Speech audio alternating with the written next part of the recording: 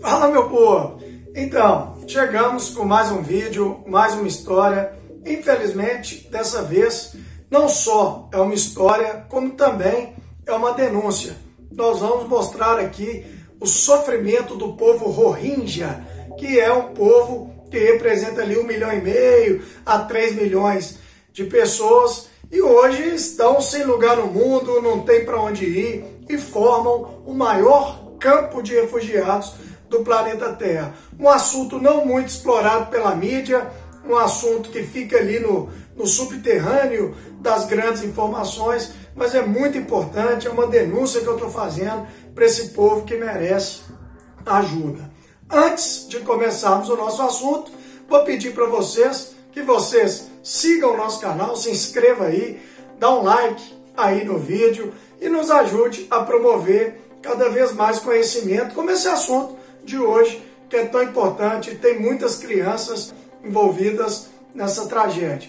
E agradecer sempre ao Colégio Cotemig, onde eu trabalho há 16 anos e é o grande parceiro aqui do nosso canal, acreditando em pessoas como eu, que vêm aqui para dar essa informação e ajudar esse povo tão sofrido no mundo. Então, a partir de agora, nós podemos dividir o nosso vídeo em 3 partes. Numa primeira parte, vou falar um pouquinho de Mianmar, antiga Birmânia, que é o país que iniciou toda essa tragédia. Então, Mianmar é um país que foi colonizado pelos britânicos, pelo Reino Unido. Então, inclusive, muitas pessoas já vieram falar para mim que o Brasil deu azar, que foi colonizado por portugueses. Se fôssemos colonizados pela Inglaterra, meu parceiro, Mianmar, antiga Birmânia, foi colonizado pelos ingleses. Bangladesh também são 2 dos países mais pobres do mundo, com problemas sociais ainda maiores do que os do Brasil. Então, acredito que não é só o país colonizador que é o problema. Tem várias outras variáveis envolvidas nisso aí. Então, a partir de 1824, o país fazia parte da colônia britânica e só foi conquistar a sua independência em 1948, um ano após a Índia. Então, Mianmar fica ali ao lado da Índia, ao lado do Bangladesh, no Sudeste Asiático. É um país hoje com 55 milhões de habitantes, foi colônia do Reino Unido. E após a sua independência, aconteceu o que acontece com vários outros países. Quando você acredita que a independência vai trazer uma melhoria, uma condição social melhor, na verdade, o país mergulhou em uma grave crise social, crise humanitária, em 1962. Foi muito comum ali na Ásia, o país passou por um golpe militar, que foi onde foi implementado o socialismo. Então o país, meio que imitando ali a China, imitando ali o Vietnã, passou a ser governado por Ne Win, que era um ditador socialista. E em nada também a situação do povo melhorou. E aí muita gente fala, tá vendo? Socialismo não deu certo em lugar nenhum. Beleza. E o capitalismo?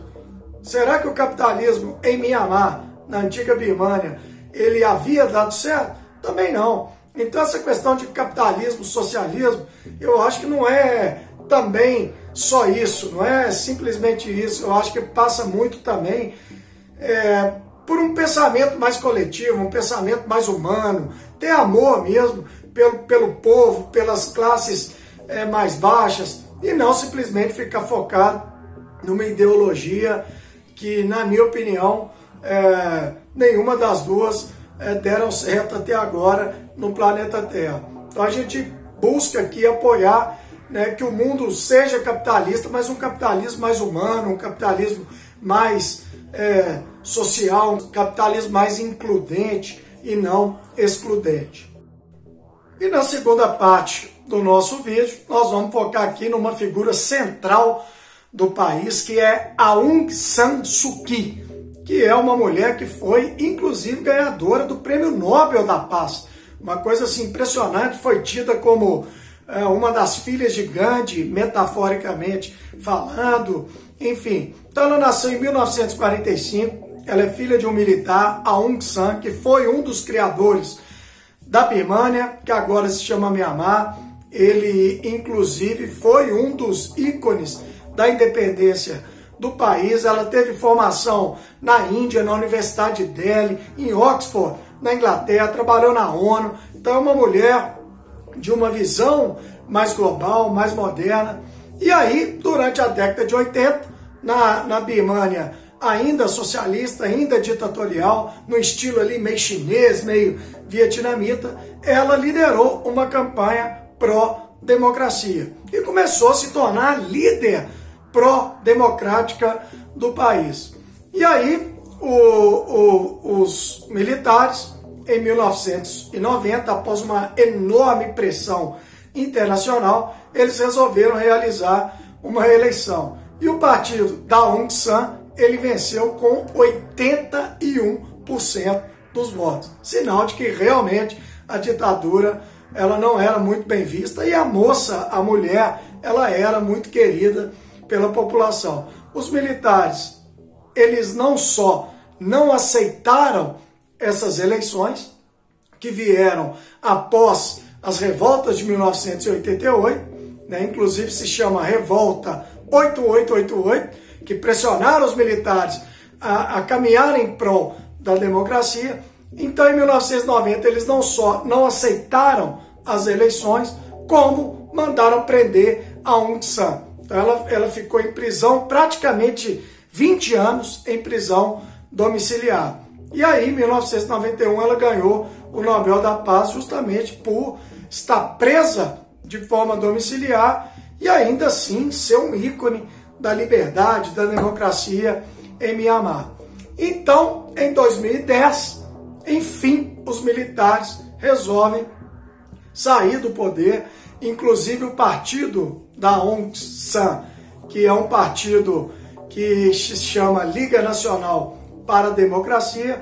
Esse partido boicotou essa primeira eleição, acreditando ali que poderia se repetir o que aconteceu na década de 90, ter as eleições e os resultados não serem aceitos, e aí ganhou um partido que era apoiado pelos militares. Em 2015, aí, enfim, o partido Liga Nacional para a Democracia, ele participou das eleições e venceu com mais de 80% dos votos. A personagem de hoje, a Aung San, ela não pôde se candidatar porque os militares deixaram uma cláusula que nenhuma pessoa casada com estrangeiro poderia chegar à presidência. E ela era casada com estrangeiro, já fizeram isso propositalmente. E aí, de 2016 a 2021, ela se tornou a conselheira de Estado. Na verdade, tudo indica que ela era a real força por trás do governo de Mianmar. Mas o presidente era Tin Khian e ela ficou ali como conselheira de Estado.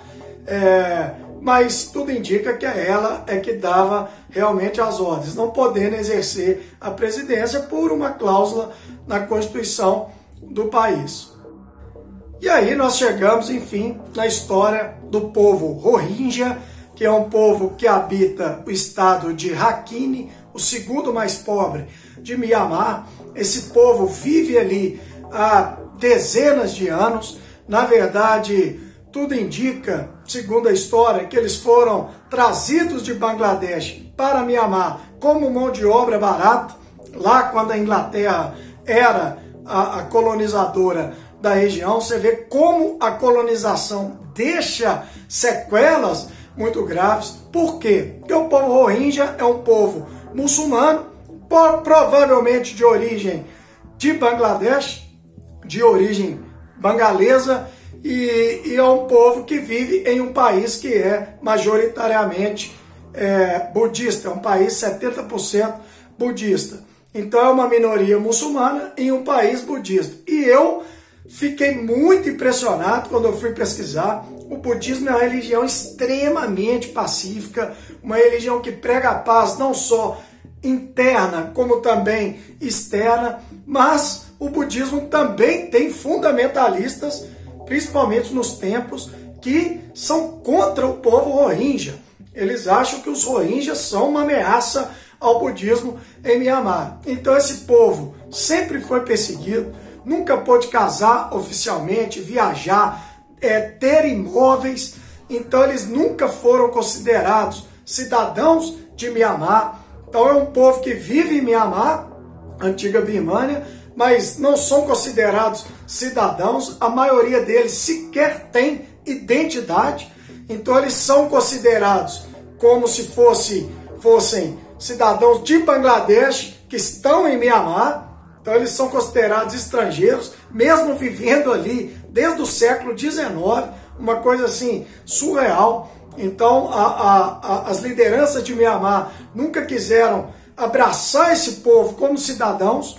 Eles continuam insistindo que são estrangeiros, mesmo os que já estão ali há 4, 5, 6 gerações. É uma coisa assim absurda. E aí o dado mais triste, durante o governo, né, exatamente da ganhadora do Prêmio Nobel da Paz, estourou um conflito entre o exército de Mianmar e o povo Rohingya. Alguns militantes Rohingya atacaram alguns postos policiais na busca ali, de repente, de uma independência desse povo, do estado de Rakhine em relação ao país Mianmar.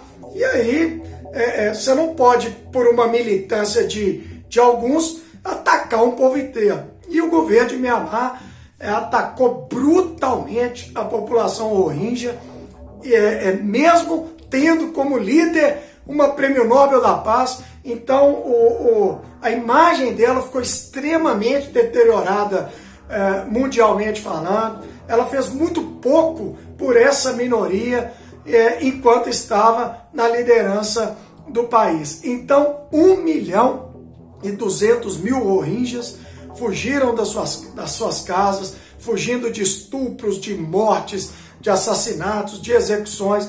E aí a maioria deles foi para Bangladesh, país vizinho, também muito pobre, também numa condição social paupérrima. E Bangladesh teve que receber entre 800 a 1 milhão de refugiados Rohingya. E Bangladesh, o que acontece com a situação? Bangladesh não quer receber esse povo, não permite que esse povo penetre em seu território, então segura esse povo na divisa, principalmente em Kutupalong, que é hoje o maior centro de refugiados do mundo. Só em Kutupalong acredita que existam aí de 600 a 800 mil Rohingyas em um único campo de refugiados. 52% deles são crianças com dificuldade de beber, de comer. E Bangladesh não aceita o povo Rohingya, que tem origem em Bangladesh, mas para eles, para Bangladesh, os Rohingyas são de Mianmar. E para Mianmar, os Rohingyas têm origem em Bangladesh, também não são de Mianmar.